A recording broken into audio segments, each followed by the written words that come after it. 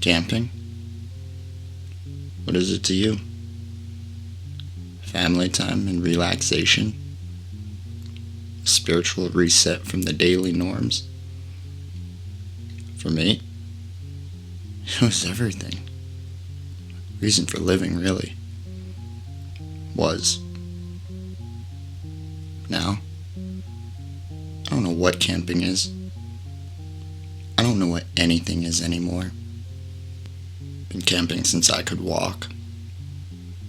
My father taught me how to snap twigs over my knee. Pops is long gone now, but hopefully I grew into half the man he was. This trip started out no differently than my previous excursions through the White Mountains and Cougar Rock. Rainier. After arriving much later than expected to this new site, recommended to me by my mother's best friend's father's daughter, apparently my mother's best friend's sister. The jury's still out on that one. Anyways, this trip ended up much differently than my wildest dreams could muster. It has forever changed my outlook on life. The first morning of my trip, I had woken up, fully undressed. Reddish markings around my ankles, as if I was bound or restrained in some way. My joints were achy, head to toe. I felt dizzy, which in return was making me extremely nauseous. My booty hole was super sore. I had mayonnaise in my hair. I then caught on to random birds chirping morning glory, singing away like a disciplined choir. Before fear truly snuck in, I realized I had a used condom stuffed in my mouth. I am very fragile and dainty for a man possessing such a big dick. I started to burp up what I think was cum. Didn't taste awful, but I also wasn't willing. The sun trickling its way through the overhead canopy was blinding to my exhausted eyes. The wet moss bed I woke up in began making my thighs sore. I started to burp up cum again. I glanced around, dazed and confused. I then noticed a loose extension cord and a fistful of Legos, about 3 feet to my left. As the fog in my head began to dissipate, I started to burp up cum again. How big was this load? I questioned myself, as my belly churned in the mixture of campfire hot dogs and apparently cum. And that's when I saw him. A nude male, about 5'6", 123 pounds, Middle Eastern complexion, approaching me as if he was ravenously hungry. Wearing a makeshift bunny mask, you could tell it smelled like shit. That is when I noticed a tall boy glass bottle dangling by its neck attached to his asshole. It was swaying in the breeze each time this deranged lunatic moved his hips. I could see the thirst in his eyes. I knew I had to muster up enough strength to fight off my apparent attacker. I frantically searched around my immediate area for a rock or stick to utilize as a weapon. I found a meaty-looking branch and remembered how my father taught me to break tree debris for firewood. My gaze was then summoned towards the colorful pile of Legos. I swear, to this day, the bright colors of Legos were glistening like a beacon of hope or a sign from the man above himself. My dead father, perhaps? As if my body had been completely abducted by an unknown and unstoppable force, I thrusted my gelatinous body forward with my arm extended to near dislocation, reaching for my beacon.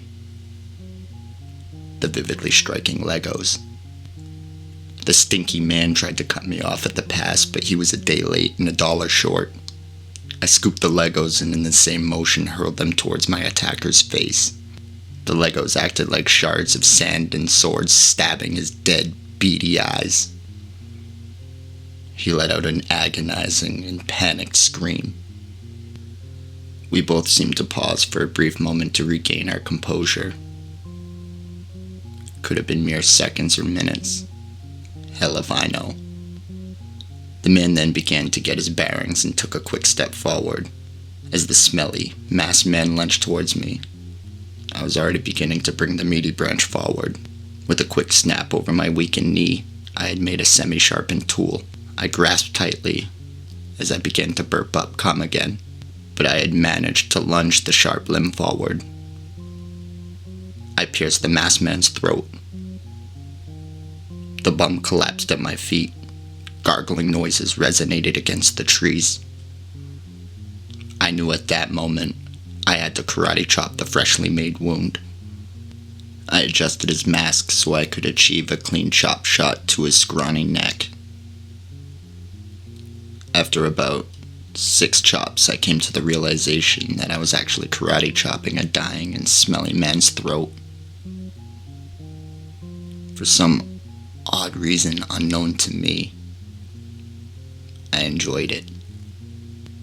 After burping up what tasted like cum, I slowly regressed into the thick hemlock northern hardwood propping me up. I was exhausted and confused. Relieved. Although I was very sore and exhausted, my frantic mind created images of pastures full and bountiful.